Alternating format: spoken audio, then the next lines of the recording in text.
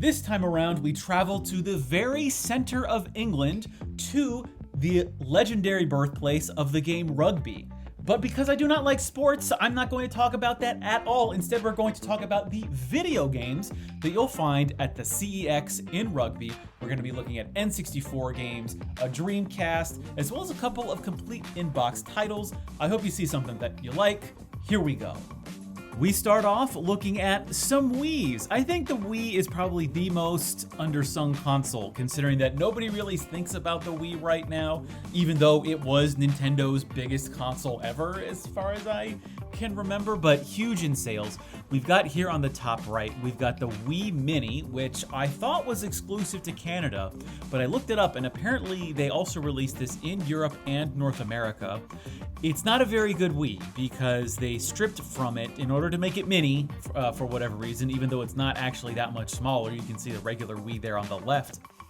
It doesn't have GameCube backwards compatibility, and it does not output 480p like the regular Wii does. It only outputs 480i for some reason, so you can't use composite video cables with it. I don't recommend buying this Wii unless you're a completionist and you want every console variant. I would instead go with the Wii that's on the left, and look at that, it's 35 pounds. That's like, I mean, what, 50 bucks as opposed to the $70 that the Wii Mini console is selling for? Yeah, go with the black Wii. That's the better one to buy.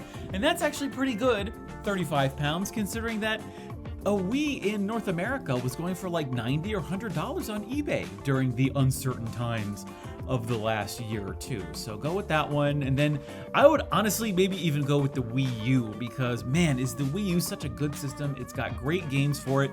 It's got the Wii emulator in it, which you can hack, I think, pretty easily, and that even has GameCube backwards compatibility that you can work out, and so that you can output these GameCube games via HDMI. Wii U, I think, also it's Nintendo's unsung system, considering how popular the GameCube is now. I would have said the GameCube. Now I'm saying it's the Wii U. Although I would go with a Japanese one because the Japanese Wii U, I mean, that's like, what, $60? I don't know what the eBay price is, but I remember seeing it for like $60 or $70, including the tablet in Akihabara. And then they've got, oh man, they've got the 32 gigabytes, they've got the 8 gig Wii U's, go with the 32 gigabytes, those Wii U games can get pretty big.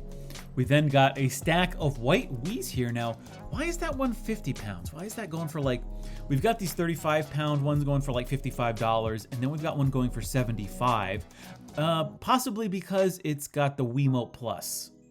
But is that an extra 15 pounds? I'm not sure. I don't know.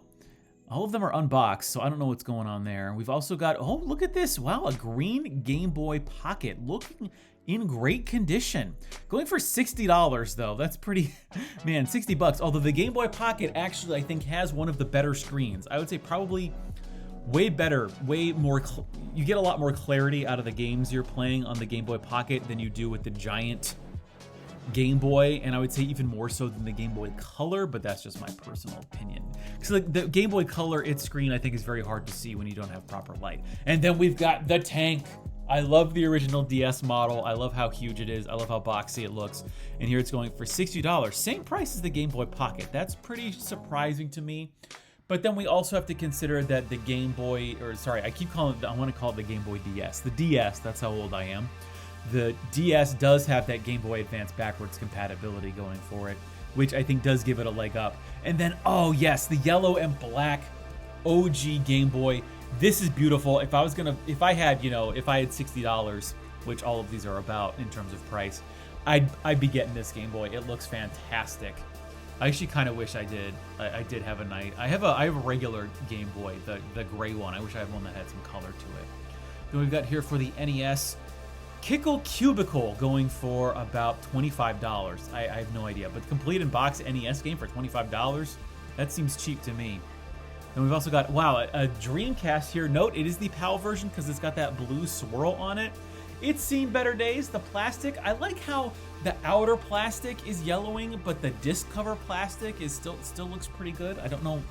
Apparently it's something to do with the chemicals within the plastic. I think it's a fire retardant causes that yellowing, not necessarily the sun, although that can also be the case.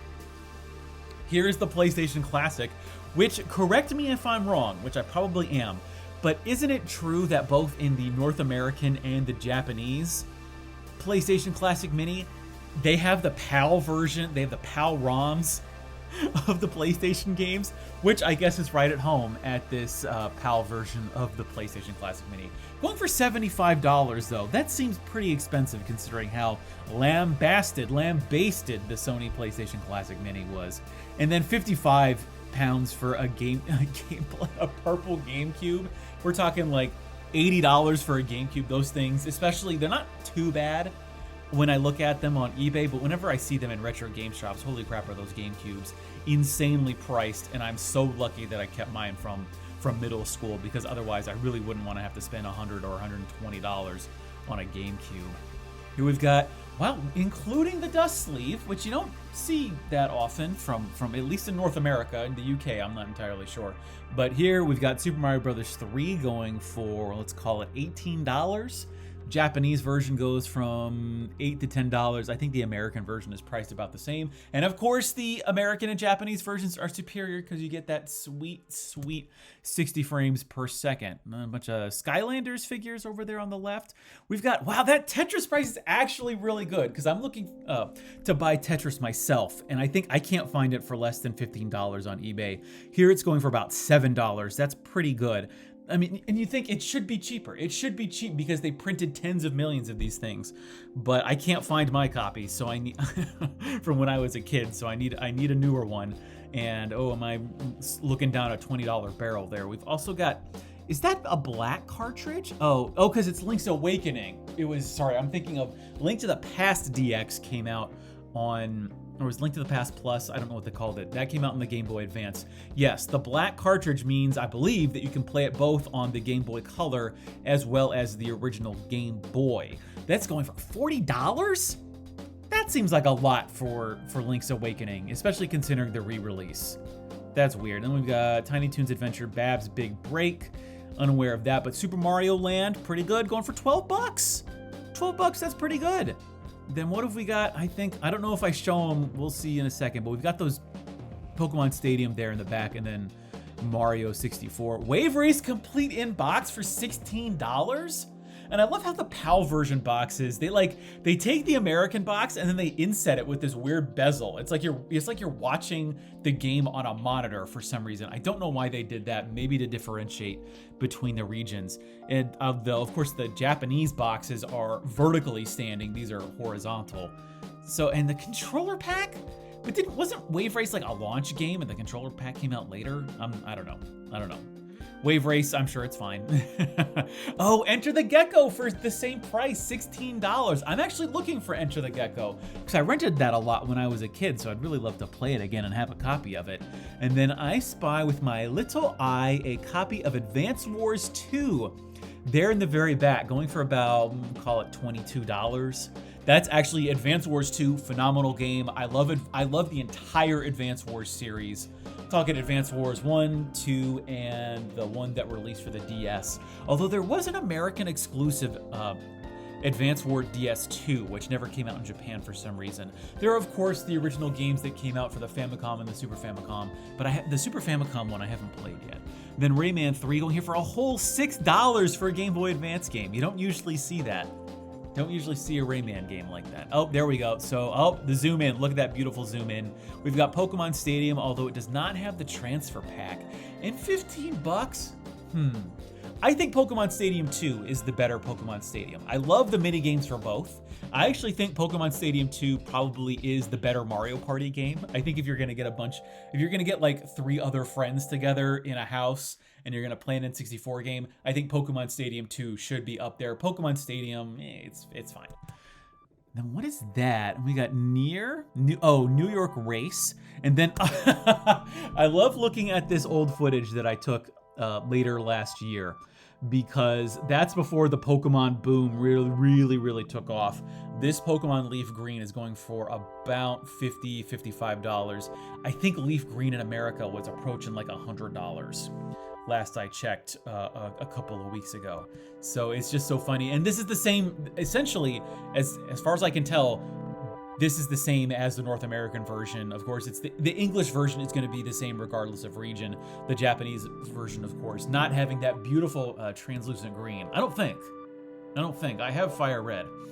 Then here we go. Super Mario 64 going for $30? That seems a bit high. Especially, I mean, again, I'll say the re-release as well, but when you got the 3D Mario collection coming out, that I think would maybe be more worth your while, especially considering how expensive Super Mario Sunshine has become. And then we've got for $9 Street Fighter 2, the OG Street Fighter 2 for the Super, I want to say Super Famicom because of the shell size, but actually it is just because PAL games and Japanese Super Famicom games share the same shell. She sells seashells by the seashore. So that I'm actually really surprised that this CEX did not have a lot. I'm gonna be completely honest. When you see, it's got a smattering of everything. It's got Game Boy games, it's got N64 games. The prices seem to be pretty good. And look, you just don't see it. When I've been to probably about 2 or 3 on the East Coast of the United States, I've been to 2 or 3 retro video game shops. You don't often see complete in-box games. And the ones that you do see usually aren't for sale. They're usually just used as display pieces. That's particularly true of one of the ones that I go to. But these complete in-box games, you're lucky when you see them. We've all been spoiled by Japanese complete in-box games whenever we see videos like this. But I think it's really something special when in a PAL territory finding one of these complete in-box games, even if it's something you've never heard of, like Pickle Cubicle. I've been your man out of Japan, Jay Contra. If you'd like to see exclusive videos of game hunting in Japan, you can head over to Patreon. Patreon.com/JayContra, and I stream every Saturday and Sunday at twitch.tv/JayContra. Sometimes it's computer games, sometimes it's PS4, sometimes it's whatever system the patrons vote for, but I hope to see you there. Thanks for watching, and mahalo. I want to give a special thanks to all of my patrons who make videos like this possible, as well as to super patron Zip Davis.